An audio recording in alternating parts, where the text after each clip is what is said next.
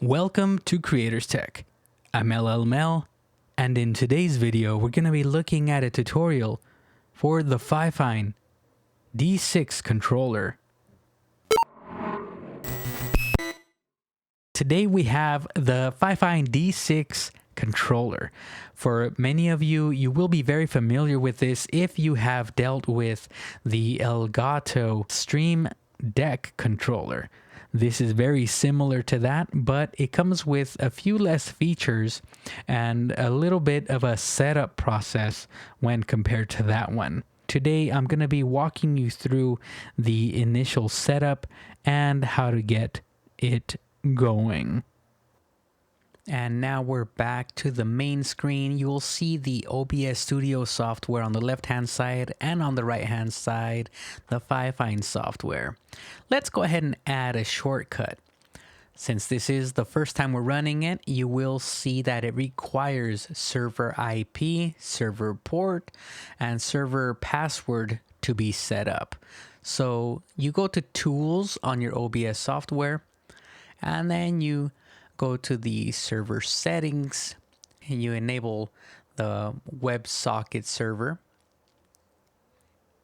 and then you go ahead and apply it. I just generated for you a new password.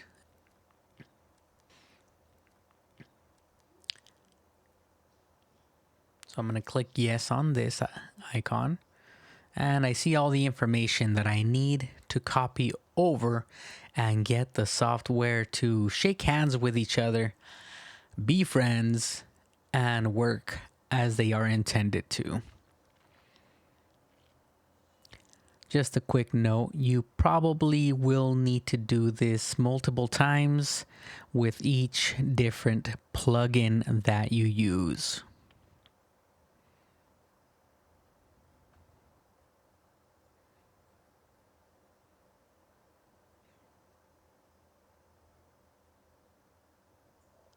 So now that we have this information copied over, we can go ahead and just apply it and OK out of this page. Next time when we click on our icon, and there it is, it's working. Back to the page. And this is the initial setup of our first icon. So now that we have the software on this device talking to the software on the computer, let's go ahead and have a look at what to do next. So what you are looking at now is the Fifine Applegame D6 software on your screen, and you can tell here on the screen that we have our main face with the 15 customizable keys from the controller itself on a software version of it. And up here you could see the different scenes. I have currently set up 3 scenes for 3 different channels that I have been involved with. And so you can see we have a default scene where we have OBS, Creators Tech, and other folders as well. I have shortcuts to my video game software for those streams, such as Call of Duty, Steam, and Discord. We have other folders for media creation that I work with sometimes, and just the OBS launcher in general for the software. And I also have the Creators Tech software. So what we are looking at here is a few of the folders, but here is the customized Creators Tech folder that I have already set up before, and I have another one back here with another device. But what we want to do is learn how to make a new folder for a new face. So first, let me go ahead and walk you through that. First thing you want to do is you want to go to your right hand side And this is some of the default software that it comes with. Very basic stuff, such as creating folders, scene shift, previous page next, etc., etc. You have a lot of these options. You have a toolbox as well, where it allows you to set up hotkeys or series of hot switches and mouse events. Open apps, specifically text, password, multimedia, etc., etc. Audio playback and audio stopping, actions, flow operations, and you have some basic, very basic OBS Studio options here as well that all come by default with the software. Now, it's not the best. However, there are some plugins available through their website, and this is one of them, the OBS tools by Bar Raider, excuse me. And so this is where you actually get some better options, and you drag and drop them into the empty slots so you can go ahead and set things up here. I'm going to go ahead and walk you through how to set one of these pages up. So let's go ahead and get started. We're here at the default scene. Typically this is blank. So let's go ahead and set up a new scene here. So we go to the little addition icon back here, and it creates a new scene here. As you can see, it just named it scene 1. So let's go ahead and look at this, and when we're in scene 1, we have all these empty options here as to what we want to go ahead and set up with it.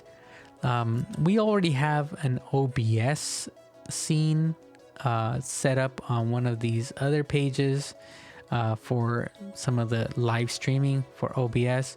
Let's go ahead and see what we can do with other software instead.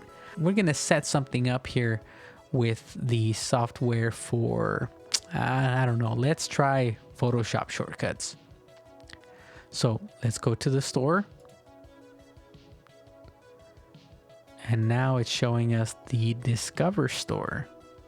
And inside this store, what we're going to look for are plugins. So it's going online, it's showing us the different plugins right here. And so there's utilities for weather queries, system monitor, etc., etc. We even have Excel, voice mod.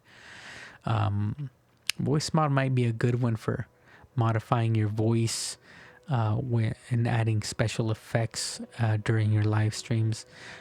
And here are a few other options. I'm just going to walk you through them so you can see what's available. You have PowerPoint, Premiere Pro. You have the OBS Studio plugin. You have Blender, After Effects, Excel, Illustrator, Cinema 4D, Adobe Lightroom, a bunch of other stuff such as Spotify, OBS tools. They have that's the one that I have already installed. You have the Twitch control engagement, and just a myriad of other options here as well. Although these are a lot of options, they might not all be things that you have access to or that you want access for. So keep that in mind by looking up the list of supported plugins that this device comes with. But let's go ahead and stop delaying here. Let's get Photoshop up and going. So we're going to go ahead and install that. Yeah, we're going to install the plugin for Photoshop.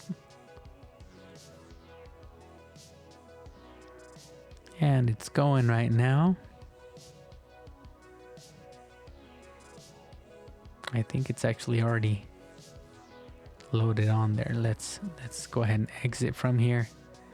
So now you look up here and we have Photoshop. So that's good.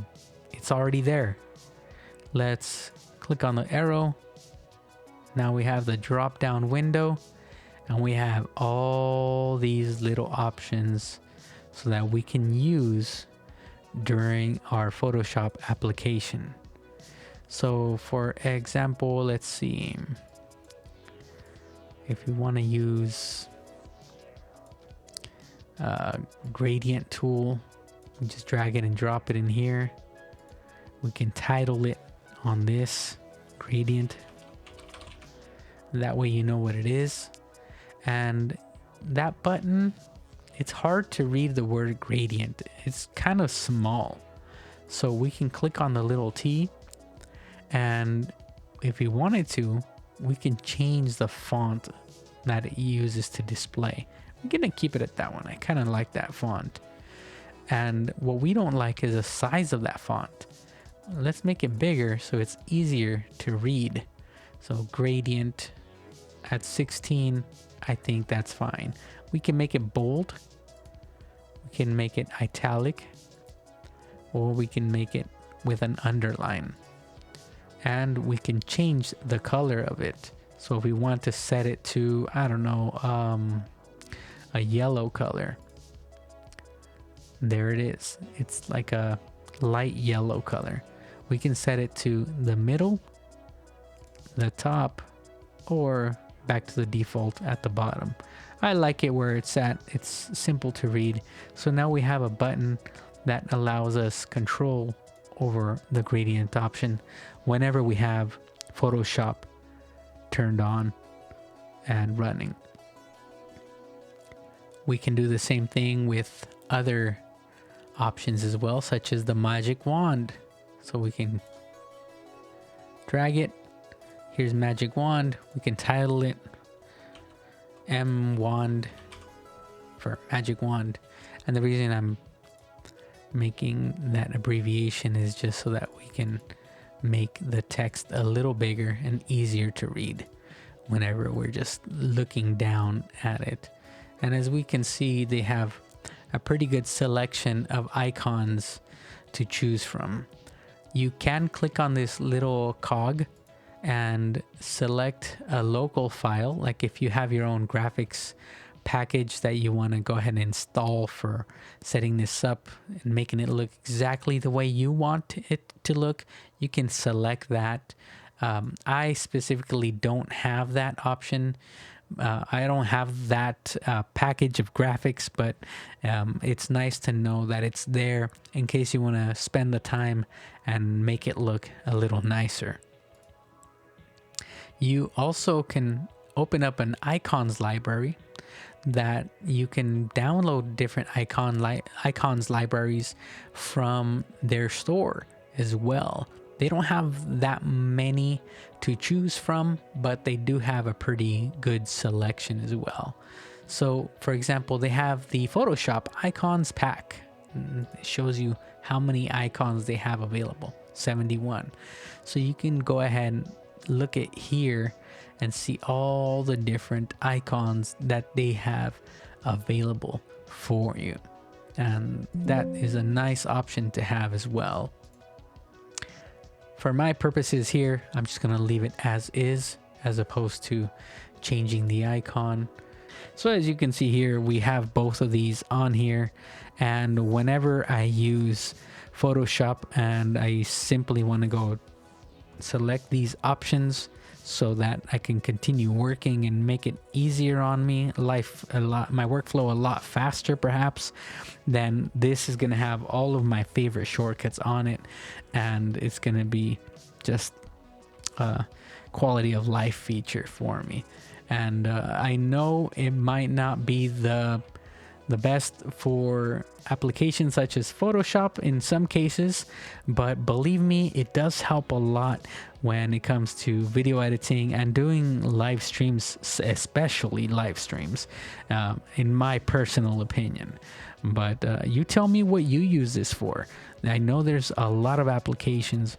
One time I was talking to somebody about how they use their Control X, and they actually use it for other types of workflow. For Excel spreadsheets, they have all their shortcuts set up on there, and that way they can go ahead and streamline their workflow for the day. And it really has nothing to do with content creation. So it just goes to show that these controllers are very handy for anything that you can do on a computer.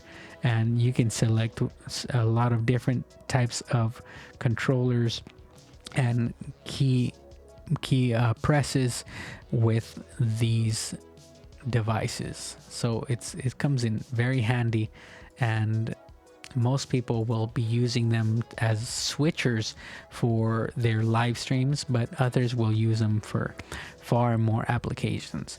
So this has been a very entry-level tutorial as to how you can go about creating a page and setting it up.